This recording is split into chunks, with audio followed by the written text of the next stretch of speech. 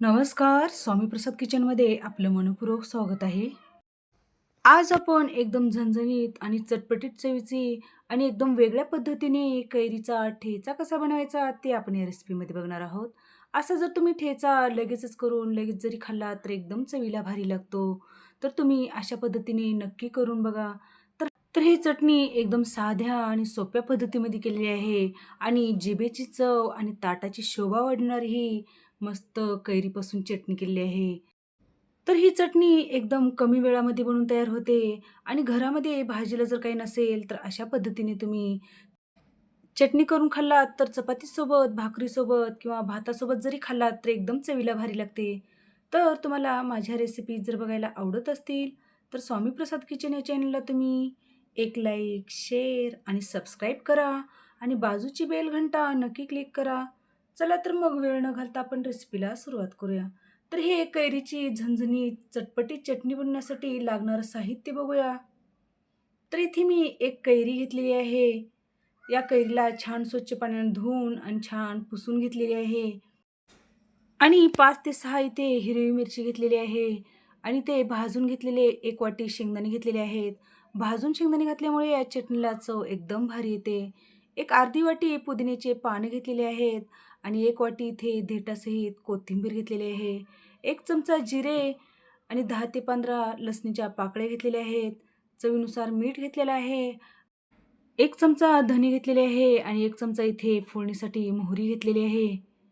तर सगळ्यात पहिल्यांदा आपण जे कैरी घेतलेली आहे, त्या कैरीला आपल्याला छान कट करून घ्यायचं आहे. तर ही कैरी तुम्हाला यावरची सालं काढून त्यामधला गर जरी घेतलात आणि चटणी वाटलात तरी पण छान लागेल. पण मी इथे हे सालासकट हे कैरी घेतलेली आहे आणि त्या कैरीला छान कट करून घेतलेलं आहे. तर बघू शकता अशा पद्धतीने मोठ्या-मोठ्या फोडीमध्ये हे कैरी कट करून घेतलेली आहे. हे कैरीचे तुकडे आपण छोट्या-छोट्या तुकड्यामध्ये जर करून घेतलं, तर मिक्सरमध्ये हे कैरीचे तुकडे एकदम छान बारीक पेस्ट होते म्हणून आपल्याला अशा पद्धतीने छोट्या तुकड्यामध्येच हे कैरी कट करून घ्यायचं आहे. तर इथे मी एक मिक्सरचं भांडं घेतलेलं आहे आणि त्या भांड्यामध्ये आपल्याला जे धणे घेतलेले आहेत, ते धणे यामध्ये घालून घ्यायचं आहे. नंतर यामध्ये आपण जे 1 चमचा जिरं घेतलेलं आहे, ते जिरं यामध्ये घालून घ्यायचं आहे. 1 वाटी भाजून घेतलेले शेंगदाणे आहेत, ते मिक्सरच्या भांड्यामध्ये घालून घ्यायचं आहे. पुदिन्याचे पानं घालायचे आहेत. तर पुदिन्याची पानं घातल्यामुळे या चटणीला खूप छान चव येते. जर तुम्हाला आवडत नसेल, तर तुम्ही या ठिकाणी पुदिन्याची पानं स्किप करून घेऊ शकता. नंतर यामध्ये हिरवी मिरचीचे तुकडे घातलेले आहेत आणि लसणीच्या पाकळ्या घातलेल्या आहेत. तर इथे 1 वाटी देठासोबत मी कोथिंबीर घेतलेली आहे. नंतर यामध्ये चवीनुसार मीठ घालून घ्यायचं आहे आणि जे आपण कैरी कट करून घेतलेली आहे, ते कैरीच्या फोडी यामध्ये घालून घ्यायचं आहे आणि छान आपल्याला मिक्सरला आपल्याला हे जाडसर वाटून घ्यायचं आहे. तर इथे मी जाडसर मिक्सरला वाटून घेतलेले आहे. बघू शकता अशा पद्धतीनेच आपल्याला हे जाडसर वाटून घ्यायचं आहे. तर या चटणीला लगेचच आपण फोडणी देऊन घेऊया. तर इकडे गॅसवर एक लोखंडी तवा ठेवलेला आहे आणि तव्यामध्ये तेल घालून घेतलेलं आहे. तेल छान गरम झाल्यानंतर त्यामध्ये मोहरी घालून घेतलेलं आहे.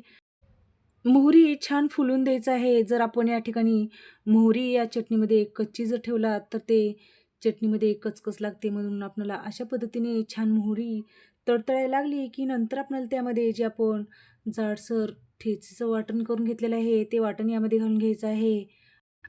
तर हे वाटण घालून छान आपल्याला मंद गॅसवर आपल्याला हे चटणी किंवा हा ठेचा आपल्याला मस्त परतवून घ्यायचा आहे. कारण या ठिकाणी आपण जे वाटण केलं ना, त्या वाटणमध्ये आपण कच्च्या मिरचीचा वापर केलेला आहे म्हणून आपल्याला छान या मिरचीचा कच्चेपणा जाईपर्यंत आपल्याला छान परतवून घ्यायचा आहे. तर इथे मंद गॅसवर एक 2 ते 3 मिनिटं छान हा कैरीचा ठेचा परतवून घेतलेला आहे. बघू शकता आपल्या या ठेचाला कलर किती सुंदर आलेला आहे आणि मस्त आपला इथे झणझणीत आणि एकदम चटपटीत चवीचा आंबट आणि तिखट इथे आपला कैरीचा ठेचा बनवून तयार झालेला आहे. तर अशा पद्धतीने तुम्ही जर कैरीचा ठेचा करून ठेवलात, तर फ्रीजशिवाय हे 8 दिवस आरामात टिकते. जर तुम्ही फ्रीजमध्ये ठेवून जर खात असाल, तर 15 ते 20 दिवस हे कैरीचा ठेचा आरामात टिकतो. म्हणून तुम्ही अशा पद्धतीने कैरीचा ठेचा करून खा. चवीला एकदम भारी लागतो. तर इथे आपण मस्त एकदम वेगळ्या पद्धतीने आणि एकदम झटपट होणारा कैरीचा ठेचा केलेला आहे.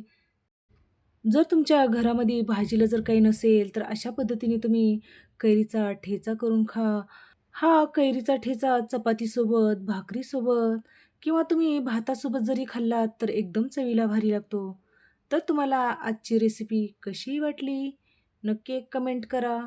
तर अशाच नवीन-नवीन रेसिपीसाठी तुम्ही माझ्या चॅनलवरती जर नवीन असाल, तर स्वामी प्रसाद किचन या चॅनलला तुम्ही एक लाईक, शेअर आणि सबस्क्राईब करा आणि बाजूची बेल घंटा नक्की क्लिक करा.